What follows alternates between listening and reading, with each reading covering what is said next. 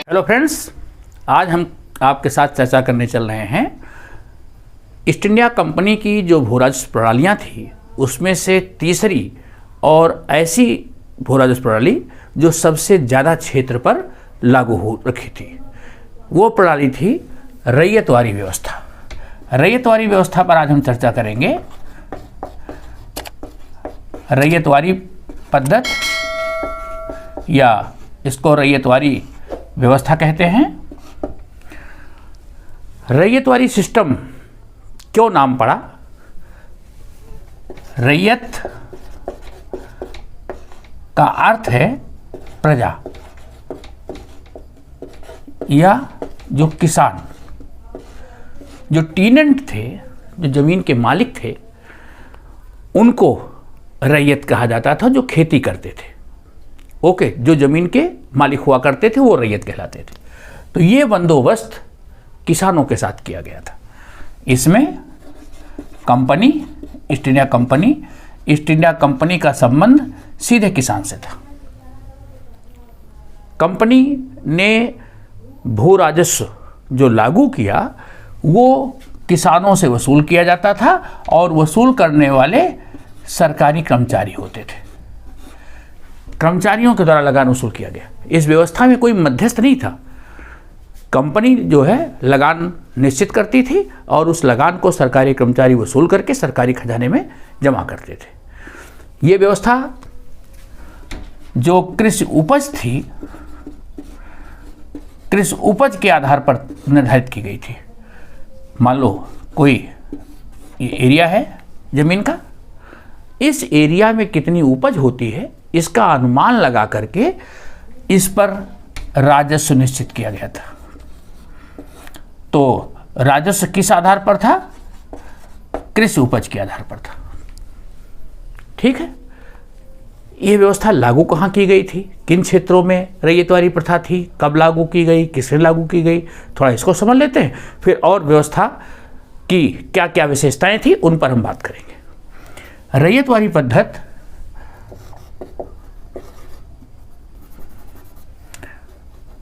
बंबई व मद्रास प्रेसिडेंसी, इसके अतिरिक्त आसाम व सिंध में भी इस व्यवस्था को लागू किया गया। तो बंबई प्रेसिडेंसी और मद्रास प्रेसिडेंसी में व्यवस्था लागू की थी। इस व्यवस्था की शुरुआत कैसे हुई?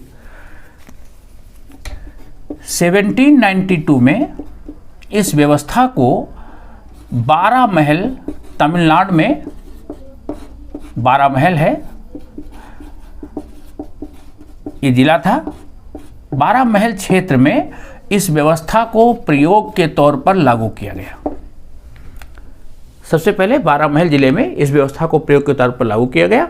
बाद में जब टॉमस मुनरो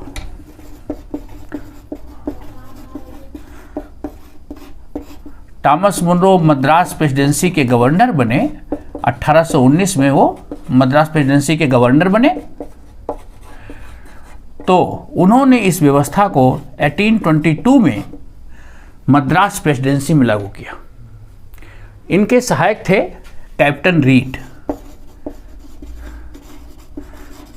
कैप्टन रीड और टॉमस मुनरो। ये दो मुख्य योजनाकार थे जिनके द्वारा इस व्यवस्था को मद्रास प्रेसिडेंसी में लागू किया गया। इस व्यवस्था में मैंने बताया कि भू राजस्व जो था वो कृषि उपज के आधार पर था। एक क्षेत्र का अनुमानित लगान निश्चित किया जाता था और जो अनुमानित उपज थी उसके उपज के आधार पर कुल उपज का 30%, ध्यान रखना, शुरू में कुल उपज का 30% राजस्व था। इस चीज को इसलिए ध्यान रखने के लिए कहते हैं कुल उपज। इस खेत से जितना भी अनाज पैदा होता है उसका 30%। मतलब लगभग 1/3। अगर देखें तो लगान लगभग 1/3 था। ठीक है। दूसरी चीज़ क्या थी इस व्यवस्था में? लगान नगद लिया जाता था, लगान की वसूली नकद होती थी। ठीक, लगान की वसूली नगद, कुल उपज का लगभग 1/3। इस व्यवस्था में सरकारी कर्मचारी आते थे, सरकारी कर्मचारियों के माध्यम से किसानों से लगान वसूल करके कंपनी को दिया जाता था। ये व्यवस्था थी। लेकिन कुल उपज का जो 1/3 लगान लिया जाता था, ये काफ़ी था, बहुत ज़्यादा था, और लगान नगद दिया जाता था। तो पहली बात तो जो वास्तविक उपज थी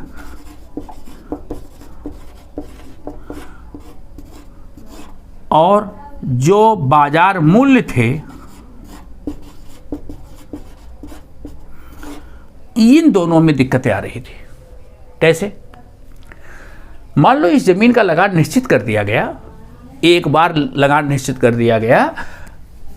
यदि इस जमीन का लगान 100 रुपये निश्चित कर दिया गया तो प्रतिवर्ष 100 रुपये लिए जाएगा। अब आवश्यक नहीं है कि वास्तविक उपज हर साल उतने रुपए की होती है या नहीं। हो सकता है अकाल पड़ गया, कोई प्राकृतिक विपत्ति आ गई, वास्तविक उपज उतनी नहीं हुई, फिर भी किसान को लगान देना है।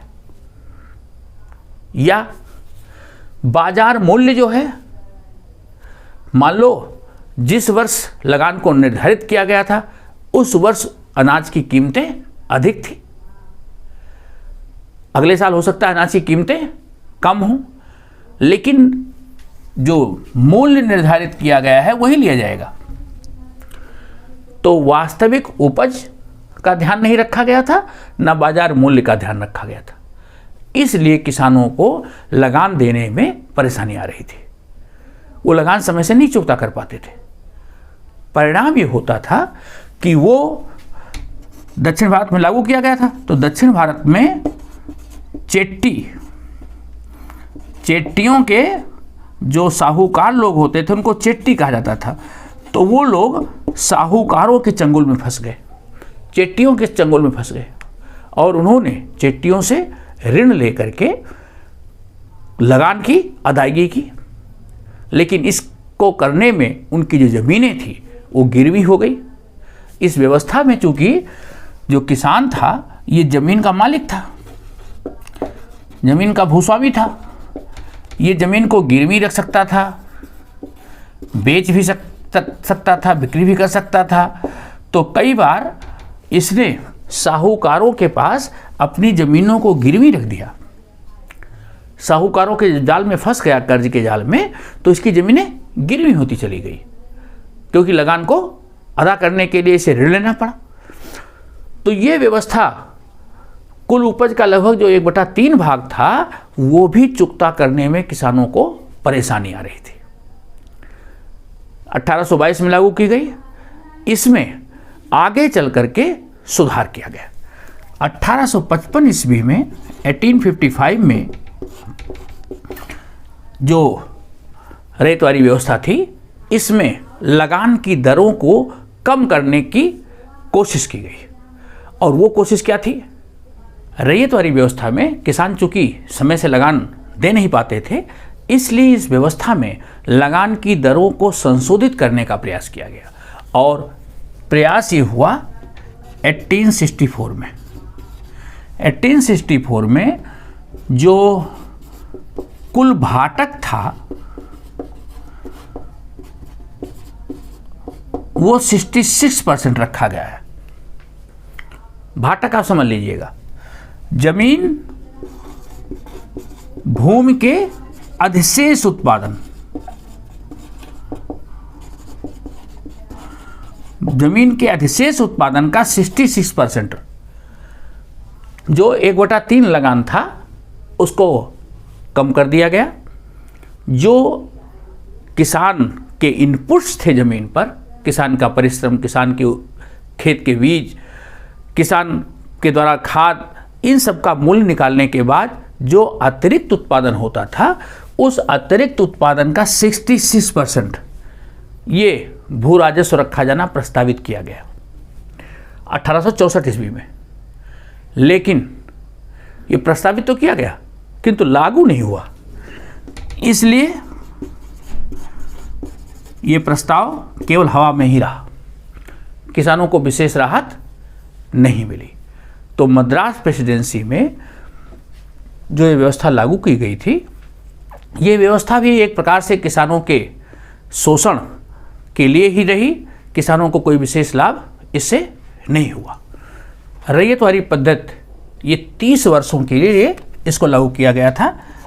इसकी जो समय सीमा थी वो 30 वर्ष थी। 30 वर्ष के बाद इस योजना का फिर से समीक्षा होनी थी और उसके बाद लगान की दरों को पुनर्निर्धारित किया जाना था। इस व्यवस्था में 1864 में सुधार करने के लिए कहा गया और जो भू राजस्व था उसको 50% की दर से प्रस्ताव किया गया कि ये भूभाटक जो होगा वो 50% की दर से वसूल किया जाएगा। ध्यान देना, पहले कुल उपज का 1/3, बाद में कुल उपज का 30% रखा गया, बाद में इसको जो अधिशेष उत्पादन था उस अधिशेष उत्पादन का 50%, इसको ध्यान रखना। वहाँ कुल उपज का 30% लिया जा रहा है, यहाँ पर जो भूभाटक है, जो कृषक द्वारा भूमि पर जो श्रम किया गया है, जो बीज खाद, इसको निकालने के बाद जो अतिरिक्त उपज है, इस अतिरिक्त उपज का 50% लगान निर्धारित किया गया। कब किया गया? 1864 में। बंबई प्रेसिडेंसी जो थी, बंबई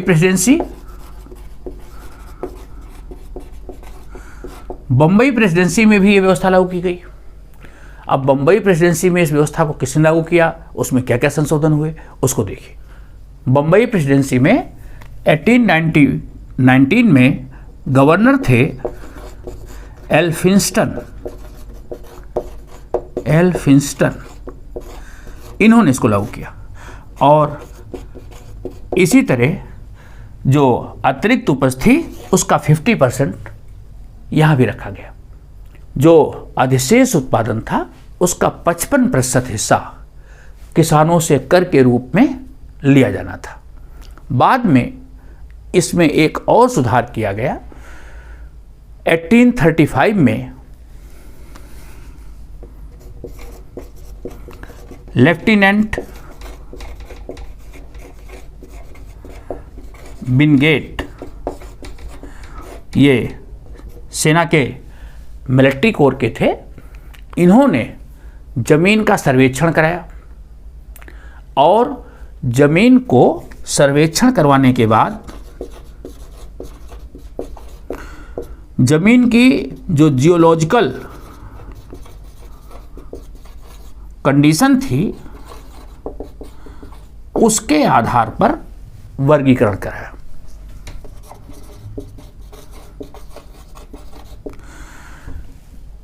सारी जमीन एक जैसी किस उपज तो नहीं देती, कुछ ज़मीनें उपजाऊ होती हैं, कुछ मध्यम श्रेणी की होती हैं, कुछ बंजर ज़मीनें होती हैं। तो लेफ्टिनेंट विनगेट ने ज़मीन का सर्वेक्षण करवाया और उसकी जियोलॉजिकल कंडीशन के आधार पर ज़मीन का वर्गीकरण कराया। मतलब जो कृषि जोतें थी उनको उपज के आधार पर बांटा गया। लगान भूमि पर एक जैसा नहीं निश्चित किया गया, भूमि के उपजाऊपन के आधार पर लगान को निश्चित किया गया। ये ध्यान रखना, बंबई प्रेसिडेंसी में ये बड़ा सुधार था कि उपज के आधार पर लगान। अब इसमें जो जमीन ज़्यादा उपजाऊ थी उस पर ज़्यादा लगान, जो मध्यम श्रेणी की थी उस पर कम लगान, जो बंजर जैसी जमीन थी उस पर लगान नहीं, ये व्यवस्था की गई। ये ज़्यादा साइंटिफिक और ज़्यादा व्यवहारिक तरीका था। तो 1835 में लेफ्टिनेंट विंगेट ने ये सर्वेक्षण कराया और इस प्रकार ज़मीन का वर्गीकरण करके इसको मूर्त रूप दिया 1847 में। 1847 में व्यवस्था लागू कर दी गई। यहाँ भी 30 वर्ष के लिए व्यवस्था को लागू किया गया था, लेकिन 1868 में इसमें पुनः सुधार किया गया। 1868 में इसमें पुनः सुधार किया गया। 30 वर्ष के लिए ही व्यवस्था थी, लेकिन इसमें कुछ और सुधार करने के लिए कहा गया और लगान की जो दरें थी वो 66%, जो अतिरिक्त आय थी, किसान की जो अतिरिक्त आय थी, उस अतिरिक्त आय पर 66% की दर से लगान वसूल किया जाना था। तो लगान की दरें इसमें भी कम नहीं हुई। किसान के खेत में होने वाले उत्पादन में से कुल लागत को निकाल दिया जाता था। जितना अतिरिक्त उत्पादन होता था उसका 66% मतलब 2/3 भाग अंग्रेज लगान के रूप में ले लेते थे। किसान को लगभग केवल 1/3 भाग ही बचता था।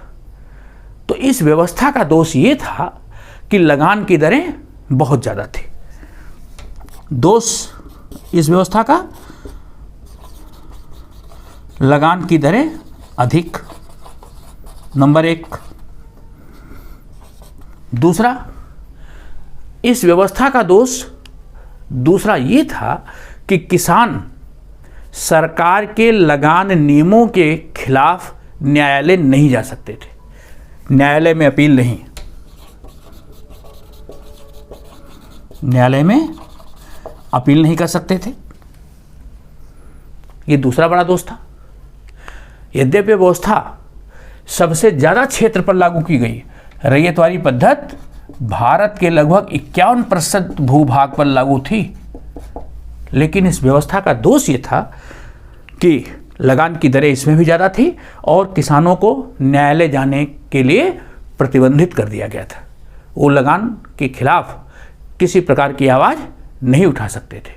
तो किसानों का इस व्यवस्था में भी शोषण हुआ और परिणाम ये हुआ कि बम्बई प्रेसिडेंसी में तो किसान इस शोषण के खिलाफ विद्रोह कर उठे। क्यों? क्योंकि उनको लगान की अदायगी करने के लिए साहूकारों के पास जाना पड़ता था और साहूकारों से ऋण लेना पड़ता था। साहूकार उस पर भारी मात्रा में ब्याज वसूलते थे और वो ब्याज न दे पाने पर परिणाम ये होता था कि उनके खेत, मकान, हल, बैल सब बिक जाते थे। स्थिति इतनी बिगड़ी कि इस व्यवस्था को लेकर के 1875 12 मई 1875 को पुणे के पास सूपा नामक स्थान पर विद्रोह हो गया। सूपा मंडी थी, वहाँ किसानों ने विद्रोह कर दिया।